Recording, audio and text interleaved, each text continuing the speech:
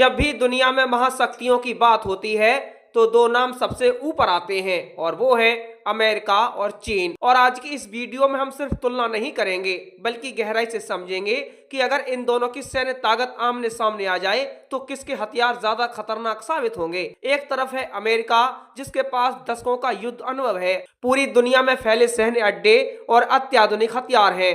दूसरी तरफ है चीन जो तेजी से उभरती ताकत है और गुप्त तकनीकों के दम पर दुनिया को चुनौती दे रहा है। सबसे पहले बात करते हैं आसमान की, क्योंकि जो देश आसमान पर नियंत्रण करता है वही युद्ध का रुख तय करता है। अमेरिका के पास लाइटनिंग द्वितीय बहुउद्देशीय स्टील लड़ाकू विमान है और रैप्टर वायु श्रेष्ठता स्टील लड़ाकू विमान जैसे अत्याधुनिक जेट है।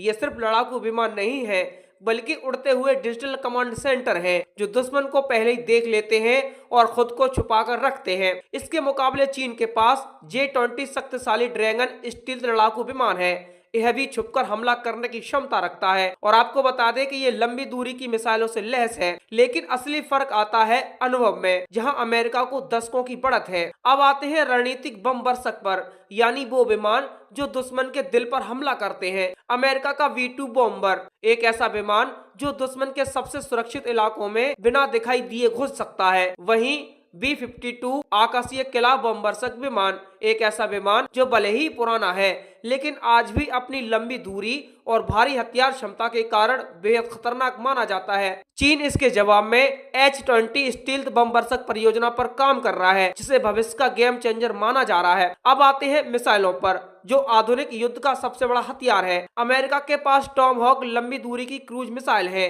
जो बेहद सटीकता से अपने लक्ष्य को नष्ट कर सकती हैं। इसके अलावा मिनटमैन 3 अंतर महाद्वीपीय बैलिस्टिक मिसाइल और ट्राइडेंट 2 पनडुब्बी से छोड़ी जाने वाली मिसाइल है जो हजारों किलोमीटर दूर तक हमला कर सकती है और परमाणु हथियार ले जा सकती है। चीन ने यहाँ एक बड़ा खेल खेला है। उसकी DF-21D जहाज भेदी बैलिस्टिक मिसाइल को विमान वाहक पोत नाशक कहा जाता है क्योंकि यह समुद्र में चल रहे बड़े युद्ध पोतों को भी निशाना बना सकती है। वहीं DF-17 हाइपरसोनिक ग्लाइड मिसाइल इतनी तेज है कि उसे रोक पाना लगभग असंभव है। अब बात करते हैं वायु रक्षा प्रणाली की। अमेरिका के पास उच्च ऊंचाई क्षेत्रीय रक्षा प्रणाली है और पैट्रियट वायु रक्षा प्रणाली है जो दुश्मन की मिसाइलों को हवा में ही खत्म कर सकते हैं। चीन के पास भी ऐसी प्रणालियां हैं लेकिन अनुभव के मामले में अमेरिका आगे है। जमीन पर अमेरिका का अब्राम्स मुख्य युद्धक टैंक एक चलता फिरता किला है जो भारी सुरक्षा और ताकतवर तोप से लैस है। चीन का टाइप 99 टैंक भी आधुनिक है लेकिन वास्तविक युद्ध अनुभव में अमेरिका को बढ़त मिलती है। अब समुद्र की बात करें जहां असली ताकत छुपी होती है। अमेरिका का फोर्ड श्रेणी का विमान वाहक पोत एक चलता फिरता शहर है जो अपने साथ पूरा एयरफोर्स लेकर चलता है। इसके साथ ओहायो श्रेणी की परमाणु पनडुब्बी है जो महीनों तक पानी के अंदर रहकर अचानक हमला कर सकती है। चीन की नौसेना तेजी से बढ़ रही है लेकिन वैश्विक स्तर पर अमेरिका अभी भी आगे है। अब बात करते हैं ड्रोन की, जो भविष्य का युद्ध तय करेंगे। अमेरिका के पास रीपर मानव रहित हमला ड्रोन और ग्लोबल हॉक उच्च ऊंचाई निगरानी ड्रोन है जो बिना पायलट के सटीक हमला कर सकते हैं। चीन भी इस क्षेत्र में तेजी से आगे बढ़ रहा है लेकिन अनुभव के मामले में अमेरिका अभी भी आगे है।